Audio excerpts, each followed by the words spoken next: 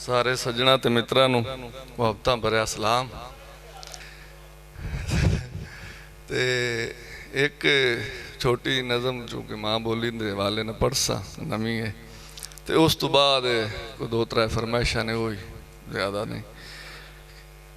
अलिफ सुलखना बेठ एक नुक्ता, अलिफ सुलखना बेठ एक नुक्ता, असा सुनिया सुन के ना बोले। मेहरबानी मेहरबानी मेहरबानी मेहरबानी। अलिफ सुलखना बेठ एक नुक्ता, असा सुनिया सुन के ना बोले।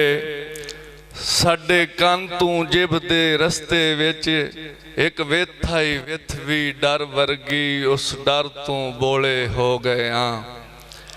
और अलिफ सुलखना बेठ एक नुक्ता, असा पढ़िया पढ़ के ना लिखिया। साडे हथी कड़ियां लगियां ने, जे लिखिए कलमां चलदियां ने। साडे लेखां विच जो लिखिया है वो लिखिया बदलिया जाना है। और अलिफ सुलखना बेठ एक नुक्ता, असा लिखिया लिख के पै सोची।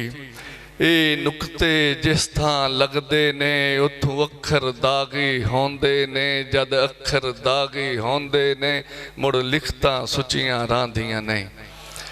और अलिफ सुलखना बेठ एक नुक्ता, असा सुनिया पढ़िया लिखिया है। असी सुनदे पढ़दे लिखदे हाय, साडे कन्नी सीसा भरिया है, साडी जेब ते छल्ला चढ़िया है। साडे हत्थां नूं हथकड़ियां ने, साडी सोच ते पैरे बैठे ने, साडी सोच ते पैरे बैठे ने। असी गूंगे बोले जमदे नहीं, सानू कलम चलाउणी आउंदी है, पर लिखता मुड़ भी अधियां ने, जिवें मुश्कां साडियां बधियां ने।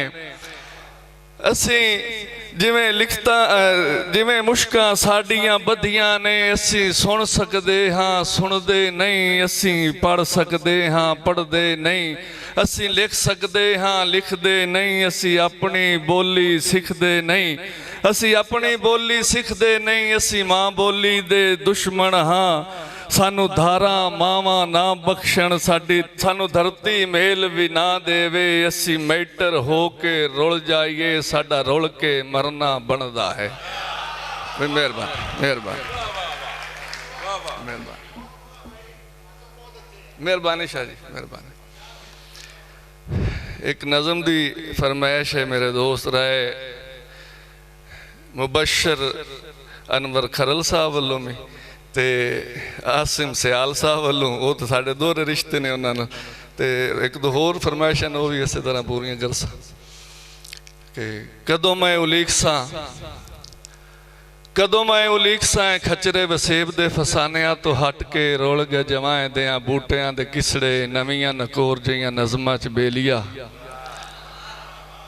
कदों मैं उलीक सा खचरे वसेब दे फसानिया तो हट के रोल गए जवाए दें बूटियां दे किसड़े, नवियां नकोर जियां नज़मां च बेलिया।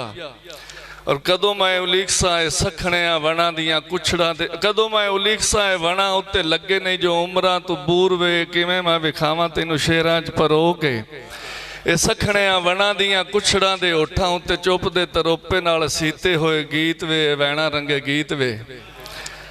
और कदों मैं उलीक सा ये पिपलां दे सीनियां च हिरखां दी पीड़ वे, उड़ के पखेरुआं दे मोड़ के ना आणदी। और कदों मैं उलीक सा शरीयां देयां किलियां च मड़ियां तवीतां दे ओ मुक गए रिवाज नूं। जेठ दे महीने विच घरां च गत्तियां ओ कच्चियां लसूड़ियां दे देसड़ी अचार नूं। हाकरां मरेंदियां जुआर देयां राखियां दे हथ च कबाणियां दे वलियां तरोड़ियां तो चिड़ियां दे खौफ नूं। नईयां उत्ते टंगियां ओ कहदियां भांडियां नूं वग्गियां सरूचियां तू करने निताड़े के बाग दे वासियां दे केजे सुचाजने। और कदों मैं उलीक सा सज्जियां कचावियां च बैठियां मुसाफरां दे टुरे जांदे काफले दे उठां दियां टलियां दी थलां विच टोण टोण। रात दे हनेरे विच बोलदे बलोच दे ओ संग विचों निकले आवाज़ पूरे सुर विच सुरां विच गाई जावे हीर तेरी वारसा। और कदों मैं उलीक सा खरास उत्ते पीसे हुए महीन निक्के आटड़े दी मिट्टी दी कुनालियां च गुन्नी हुई तौण दियां रोटियां तंदूर दियां तत्तियां बलूक के खूह दी निसार उत्ते कच्चियां प्याज़ां नाल रज के ते खाणियां। और कदों मैं उलीक सा मुक्कियां पंजाब चों सकाफतां पुराणियां 10 खां विहाणियां। मेहरबानी।